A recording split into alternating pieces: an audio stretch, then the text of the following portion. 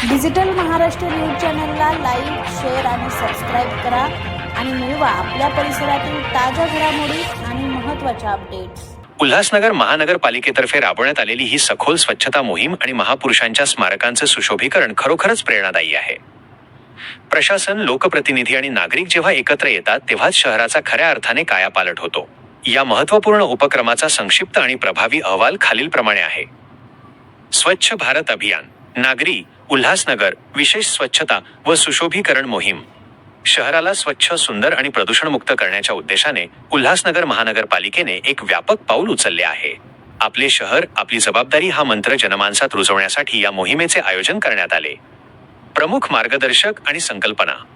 या मोहिमेचे यशस्वी आयोजन खालील मान्यवरांच्या संकल्पनेतून साकार झाले।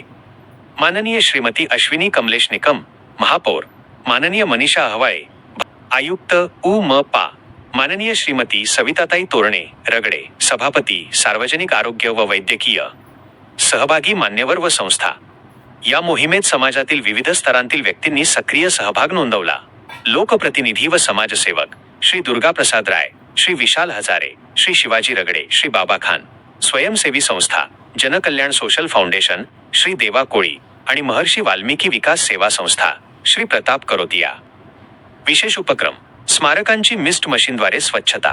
प्रभाग क्रमांक 07 मधील महापुरुषांच्या स्मारकांचे पावित्र्य राखण्यासाठी आणि सौंदर्यीकरणासाठी मिस्ट मशीन वापर करून विशेष स्वच्छता करण्यात आली। यात खालील कलादालनांचा समावेश होता: Shrimant Chhatrapati Shivaji Maharaj art gallery, Vishwaratna doctor Babasaheb Ambedkar art gallery, Sahityaratna Annabhau साठे आर्ट गॅलरी, संत शिरोमणी श्री गुरु रविदास महाराज आर्ट गॅलरी। निष्कर्ष, स्थानिक नागरिकांच्या सहभागामुळे या मोहिमेला लोकचळवळीचे स्वरूप प्राप्त झाले आहे।